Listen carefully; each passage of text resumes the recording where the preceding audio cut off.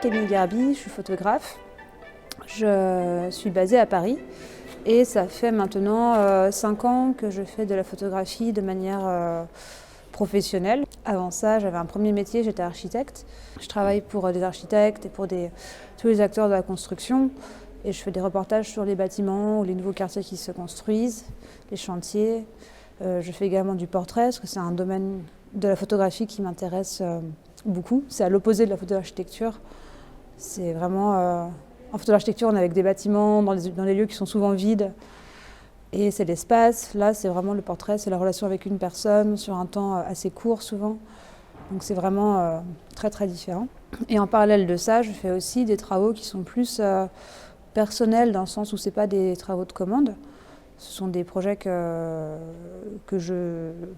j'autoproduis sur des thématiques qui m'intéressent moi et que j'essaye ensuite de montrer dans la mesure du possible. J'ai plusieurs travaux qui portent sur la question des migrations, parce que c'est une thématique qui m'intéresse beaucoup et qui, je pense, est un des gros sujets sociaux. Actuellement, c'est vraiment quelque chose d'assez clé. J'ai fait plusieurs reportages, pas forcément reportages, mais sujets photographiques qui portent sur cette question-là, que j'ai pu exposer un peu à droite à gauche dans différents lieux depuis 3-4 ans. Je ne le traite pas de manière continue dans la forme, dans le sens où c'est vrai que je travaille peu de manière... je ne suis pas une photographe documentaire au sens classique du terme. C'est pas ma manière de travailler, donc j'ai plus tendance à faire des projets de série et qui sont des objets un peu en soi, et après travailler sur une autre série qui peut être sur le même thème mais qui sera traitée différemment. Preuve d'amour, donc c'est un sujet qui est né de différentes interrogations, à la fois personnelles et à la fois plus générales sur notre société, parce que c'est vrai qu'on connaît tous ces chiffres, on a tous vu des campagnes de prévention, de communication, et on sait que ça ne change pas. Quand on s'y intéresse un peu, on voit que les chiffres ne bougent pas. Moi, en tant que femme, évidemment, ça me touche, parce que les violences conjugales, pour moi, ça s'inscrit dans la suite de toutes les violences faites aux femmes, toutes les agressions sexuelles. C'est un autre versant de cette problématique-là des violences faites aux femmes, des violences genrées. Et moi, personnellement, j'en coupe beaucoup de femmes. J'ai été sujette à des formes d'agression verbale, tout ça. Il y a une violence latente qui me perturbe, qui me pose beaucoup de questions. Ce travail-là, précisément, où j'y pensais à un certain temps, comment parler des violences faites aux femmes et des violences conjugales, parce que c'est pas facile à traiter. C'est difficile de trouver une manière de parler de ça qui apporte quelque chose qui apporte une distance suffisante pour être bien reçu. C'est un sujet dont on parle quand même, mais les choses ne changent pas. Donc c'est pour ça que c'est compliqué ça interroge, et à la fois du coup c'est compliqué de faire quelque chose dessus, parce que faire d'autre que des portraits, je sais pas, ça me questionnait beaucoup sur comment parler de ça. Et c'est en fait à la lecture d'un fait divers qui parlait d'un fait divers, déjà on appelle ça des faits divers, c'est un terme qui pose question aussi, est-ce que c'est vraiment un fait divers? Je pense pas. Mais c'était un article qui racontait le décès d'une jeune femme qui a été tuée à coups de cutter par son ex-compagnon, où ils étaient en voie de séparation, je crois. Et en fait, en lisant cet article, je me suis rendu compte que la mention du cutter faisait vraiment tilt, quoi. Il y avait vraiment que cette mention de l'objet d'un coup me plongeait un peu dans la réalité de ce qui s'était passé. D'autant plus que c'est un objet que je connais bien, moi, c'est un objet familier, parce que j'ai une formation d'architecte, donc un cutter, c'est quelque chose de très... c'est un truc très familier, que j'ai dans ma trousse, sur mon bureau depuis 15 ans. Le cutter m'a interpellée et je me suis dit, tiens, c'est peut-être ça, finalement, ça peut être une porte d'entrée intéressante pour parler de ce phénomène-là, les objets, les armes. Du coup, je me suis lancée dans une recherche pour me documenter sur comment ça se passe finalement, comment ces crimes, qu'est-ce qui se passe, c'est quoi les histoires, quels sont les processus, les protocoles et les armes utilisées. Et Et voilà, j'ai vraiment fait une recherche sur 265 cas de meurtre ou d'assassinat sur les années 2016 et 2017. Je pense que c'est important de mentionner que je me suis complètement appuyée sur le travail d'un collectif qui s'appelle Féminicide par compagnon ou ex et qui fait, elles font plutôt depuis 3 ans ce travail vraiment d'alerte et de dénonciation et de sensibilisation sur ce thème-là des homicides conjugaux ou des féminicides conjugaux. Féminicide, c'est pas encore un terme juridique, mais c'est un terme qui fait débat et qui interpelle, et c'est le terme qu'elles utilisent. Elles recensent donc depuis 3 ans tous les cas qui paraissent dans la presse. Et moi, j'ai relu tous ces cas-là qu'elle mentionnait, je les ai relus, j'ai cherché des articles complémentaires pour étoffer les informations que je pouvais trouver, avoir le plus d'infos possible. Et voilà, sur chaque cas, je me suis fait un petit dossier de recensement avec les noms, les prénoms, les âges, les dates, les lieux, les protocoles, enfin voilà, les détails un peu de ce qui s'était passé. Dans la forme, pour le coup, la forme, les images, visuellement, c'est la façon de photographier ces objets. L'idée, c'est très rapidement imposée, c'est-à-dire que je n'ai pas réfléchi à 15 ans à comment j'allais montrer ces objets. C'était assez clair très vite, parce que je pensais, et je pense d'ailleurs que, de manière générale, c'est parler de la violence. Ouais, très vite. J'avais en tête, je voyais des images qui devaient être très douces, douces, en tout cas très froides, effectivement, un peu cliniques,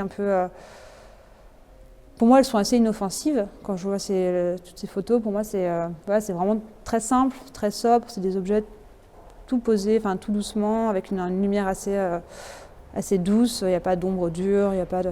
c'est très simple. Et elles disent pas grand-chose. Elles peuvent dire tout et son contraire. On ne sait pas trop de quoi on parle quand on les regarde comme ça.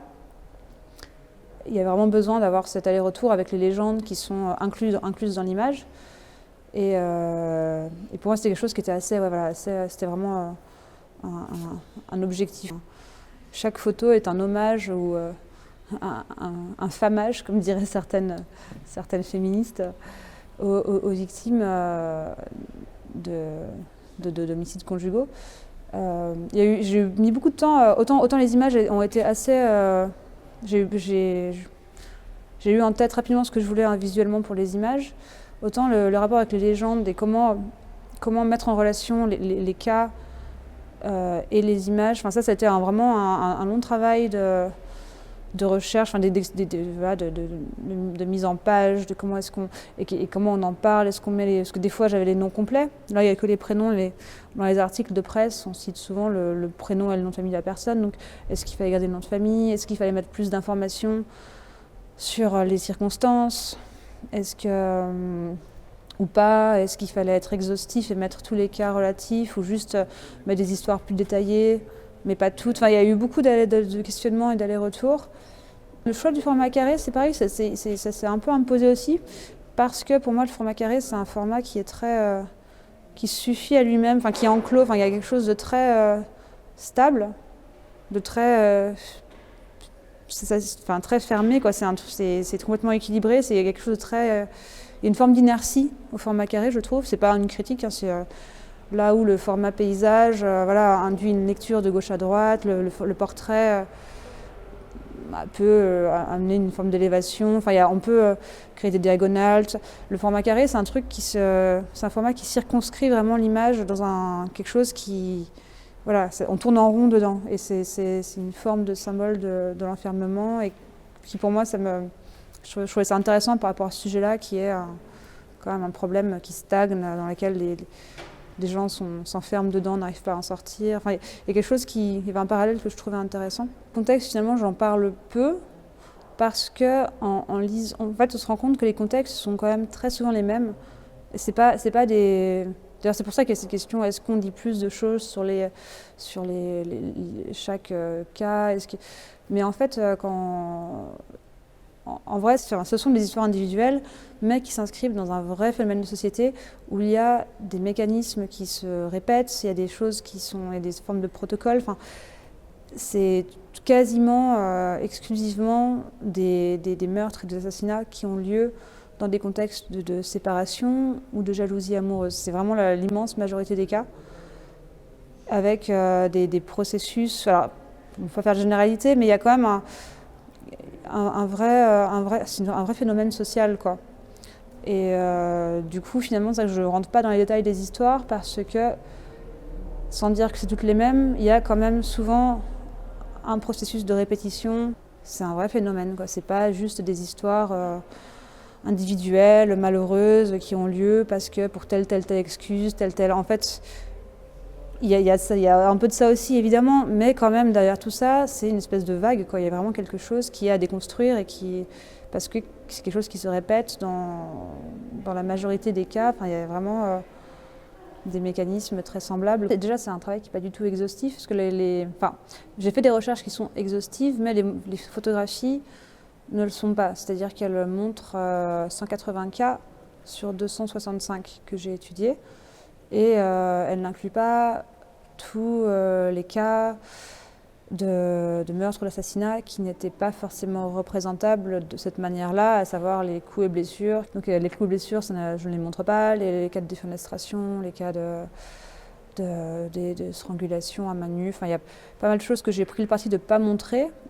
Et moi, donc, j'ai vraiment fait ce choix d'angler le sujet, parce que ça a été une question aussi. Est-ce qu'on montre est-ce qu'on parle de tous les cas ou pas, et comment on représente alors les cas qui sont difficilement représentables, typiquement les coups, comment on fait, est-ce qu'on les symbolise ou pas. Et finalement, j'ai trouvé que rester sur les objets qui sont vraiment de l'ordre du domestique, donc de l'objet quotidien qu'on a chez soi, même si c'est pas le plus représentatif, parce qu'effectivement, voilà, une enceinte, j'ai trouvé qu'un seul cas qui était relatif à une enceinte, c'est pas le plus courant.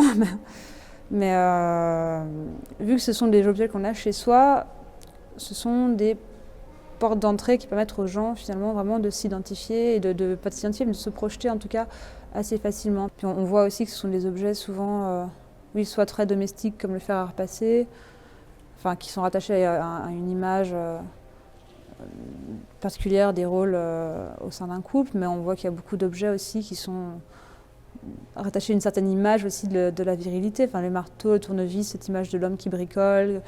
Donc ça soulève un peu la question des genres et de la répartition des rôles, enfin la question des masculinités et des féminités. Enfin ça pose pas mal de questions sous-jacentes, je pense. L'idée, que moi j'avais en tête, c'était vraiment de me servir de la banalité des objets pour parler de la banalité de ces crimes, en fait, et de la banalité avec laquelle c'est traité aussi dans les médias, parce même si on en parle, on traite ça quand même très à la légère en tout cas dans certains magazines, dans certains journaux. Il y a des titres qui sont extrêmement cyniques, quoi. Je ne sais même pas si c'est... par exemple, la casserole qui se trouve... là, ouais, voilà. Cette casserole-là, c'est une histoire qui est terrible. C'est une dame qui avait 90 ans quand même, qui s'est fait tuer par son mari, qui en avait un peu moins, 87 ou 6, je ne sais plus. Et le titre de l'article, c'était dans le Parisien, c'était « Et soudain, l'adorable papy tue sa femme à coups de casserole ». En gros titre, et tout l'article commençait par parler du papy, en l'occurrence, à dire que c'était quelque chose de quand même dingue, personne n'aurait pensé ça, c'était quelqu'un de très gentil, personne ne comprend, et donc du coup, voilà, on fait un gros titre qui tourne en dérision presque l'assassinat, parce que pour le coup c'est un assassinat, c'était pas un coup de sang, il a reconnu les faits, il est allé chercher la casserole pour la tuer. Et après, on cherche à dédouaner l'auteur en disant « Non mais attendez, c'est dingue, c'était un gentil papy, personne ne pensait qu'il était capable de faire ça. » Enfin, et on ne parle pas de la victime. En tout cas, moi, c'est un travail que je vais essayer d'exposer le plus possible, parce que je pense qu'il porte un message de sensibilisation et c'est un outil en fait finalement qui amène les gens, qui interpelle, qui amène les gens à se poser des questions. Donc moi, je vais essayer de l'exposer le plus possible. Ce qu'il faut savoir, c'est qu'en fait, tout à l'heure, on parlait de faits divers. Effectivement, c'est pas des faits divers dans le sens où c'est pas des choses qui arrivent occasionnellement et qui n'ont rien à voir les unes avec les autres. Il y a cette dimension de phénomène de société. Et il y a notamment une médecin légiste qui travaille là-dessus, qui s'appelle Alexa Delbray, qui fait des études actuellement pour chercher à comprendre ce phénomène et pour chercher à mettre en place des outils de prévention. Parce qu'il y a des pays comme le Canada où, depuis qu'on a mis en place, qu'on a vraiment étudié sérieusement la question et qu'on a mis en place des outils de pédagogie et des outils de formation, les chiffres des homicides conjugaux ont baissé de 40%. C'est pas un problème endémique contre lequel on ne peut rien faire, on peut vraiment faire quelque chose. Et il y a des choses, ouais, voilà, il y a des choses possibles, quoi. Donc moi j'aimerais bien continuer à travailler là-dessus, mais plus justement sur ces questions de comment on se sort de la violence, comment on se reconstruit après la violence, parler des auteurs de violence, enfin, voilà, quel regard il pourrait avoir sur la question, sur ces questions des violences au sein du couple. On a beaucoup d'idées préconçues quand même. Enfin, moi, c'est un truc qu'on entend souvent, le pourquoi elle n'est pas partie, pourquoi est-ce que... Enfin, ce côté d'incompréhension sur le sujet, pourquoi une personne qui va être soumise à des violences dans son couple ne part pas. L'emprise, tout ça, c'est un phénomène... et il y a plein de choses. J'aimerais bien monter un projet de... Là, je suis en train de faire des recherches sur ce thème-là, justement, de comment se sort-on de la violence. Je suis en phase exploratoire, donc j'ai contacté des associations, j'essaie de rencontrer des personnes, à la fois des victimes et à la fois des auteurs. J'aimerais bien réussir à rencontrer des auteurs de violence. J'ai rencontré des personnes qui s'occupent d'auteurs de violence, mais j'aimerais bien réussir à faire quelque chose autour de ça. Après, je suis en train de voir pour faire un sujet encore sur les demandeurs d'asile, sur un travail de portrait, sur des demandeurs d'asile. On est en train de voir ça avec une autre association. Ouais, j'ai plein d'idées après.